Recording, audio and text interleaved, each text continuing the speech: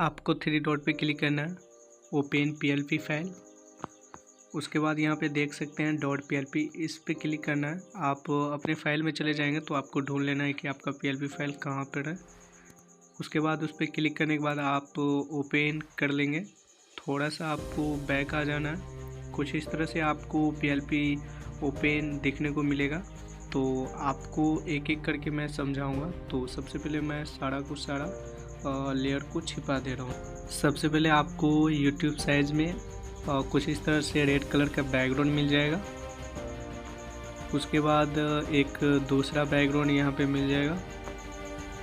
थोड़ा सा बैक आने के बाद आप देख सकते हैं कि यहाँ पे जो रक्षाबंधन का कुछ इस तरह से है, पीएनजी मैं यहाँ पे एडिट किया हूँ, देख सकते हैं कुछ इस तरह से। आप चाहे तो इसको भी पीएनजी करके यूज कर सकते हैं कहीं भी, ठीक है।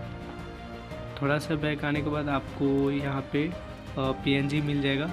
अगर आप इस तरह का पीएनजी डाउनलोड ढेर सारा करना चाह रहे हैं तो लिंक डिस्क्रिप्शन में है, आप जा कर के पीएनजी डाउनलोड कर लीजिए।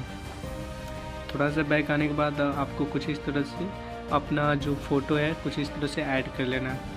आपको पीएनजी की आवश्यकता होगी।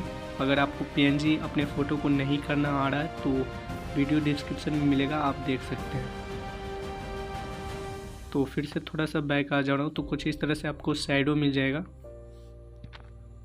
उसके बाद यहाँ पे आपको टेक्स्ट, यहाँ पे पीएनजी मिल जाएगा। इस तरह का टेक्स्ट बनाने के लिए आपको पीएलपी मिल जाएगा डिस्क्रिप्शन में, आप वहाँ से जाकर के सीख सकते हैं, ठीक है। कुछ इस तरह का पीएलपी आपको मिल जाएगा डिस्क्रिप्शन में। उसके बाद यहाँ पे रक्षाबंधन का पीएनजी मिल जाएगा। उसके बाद एक शेप मिल जाएगा जिस पे आप अपनी नाम यहाँ पे लिख सकते हैं। आपको फ़ोटो कैसे ऐड करना है और किस तरह से सारा जो टेक्स्ट है एडिट करना है वो मैं पहले एक एक करके मैं ये पूरा समझा दे रहा हूँ, फिर मैं एडिट करना आपको सिखाऊंगा, ठीक है। तो कुछ इस तरह से आपको ऑडियो सॉन्ग का पीएनजी मिल जाएगा। उसके बाद यहाँ पे ढेर सारा जो लिखा हुआ है आपको पीएनजी मिल जाएगा, ठीक है। यहाँ पे राखी स्पेशल सॉन्ग का जो स्टिकर है कुछ इस तरह से आपको एडिट करने के लिए मिल जाएगा।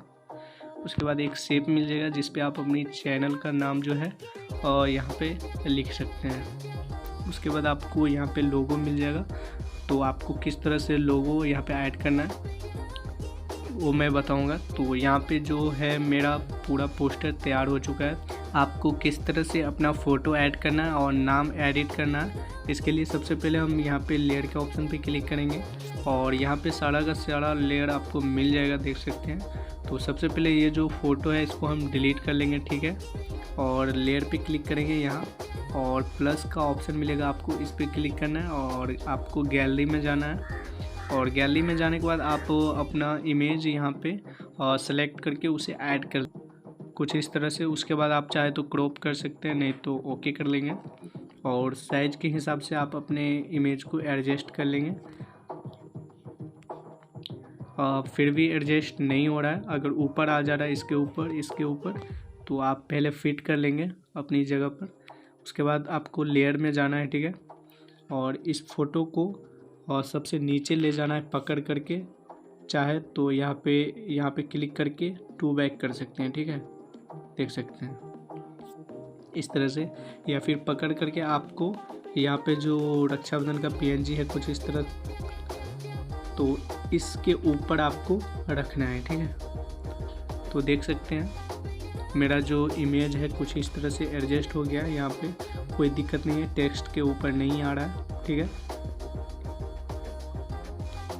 उसके बाद नाम किस तरह से एडिट करना है, इसके लिए आपको गूगल क्रोम पे जाना है। गूगल क्रोम में आपको सर्च बार में सर्च करना है प्रमुख फ़ॉन्ट कन्वर्टर, कुछ इस तरह से। तो इस पर हम क्लिक कर देंगे और उसके बाद पहला जो ऑप्शन वेबसाइट जो है हिंदी फ़ॉन्ट कन्वर्टर, इस पर हम क्लिक करेंगे। तो यहाँ पे दो ऑप्शन देखने को मिल रहा है। तो दोनों में सेम है, आप जिसमें भी हिंदी में चाहे लिख सकते हैं, उसका यूनिकोड दूसरे जो बॉक्स है उसमें निकल जाएगा। तो मैं दूसरे वाले बॉक्स में हिंदी में अपना नाम यहाँ पे लिख ले रहा हूँ।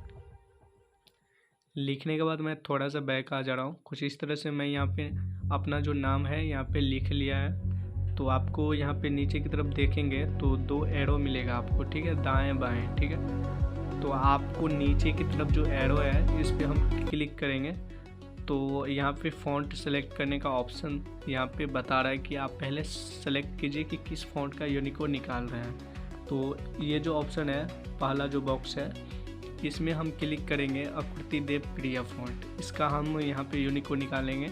आप जिस भी फ़ॉन्ट का यूनिकोड निकाल रहे हैं उस फ़ॉन्ट को आप सेलेक्ट कर लेंगे। उसके बाद जो नीचे का जो एरो है नीचे वाला, इस पर हम क्लिक करेंगे। क्लिक करने के बाद आप देख सकते हैं कि यहाँ पे यूनिकोड तैयार हो गया। तो हम इसे प्रेस करके सेलेक्ट कर लेंगे कुछ इस तरह से। तो कॉपी कर ले रहे हैं। उसके बाद आपको फिर से पिक्सेल लैब में जाना है।